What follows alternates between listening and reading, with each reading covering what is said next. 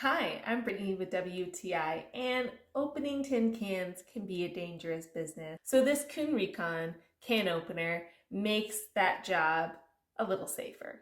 So this is nice because it cuts outside under the lip of the lid of the tin can. That actually is the main reason why I got it. I started making candles out of recycled goods, and I wanted a lid for the top of my candles, even though I was using a tin can. And if you cut on the inside of it, you can't really do anything with that. But if you cut on the outside, you have this nice lid that is properly cut. Because it cuts under the lip, you have now a nice lid for this tin can. If you add a handle, you can turn this into a pretty decorative piece.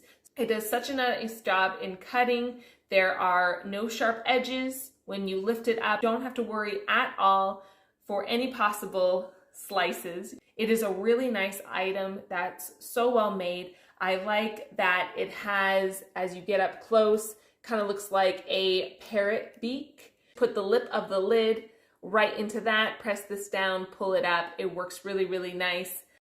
I have really liked this. It has helped me with this possible business idea that I am working on, and I hope it is something that can help you as well. And that's my point of view.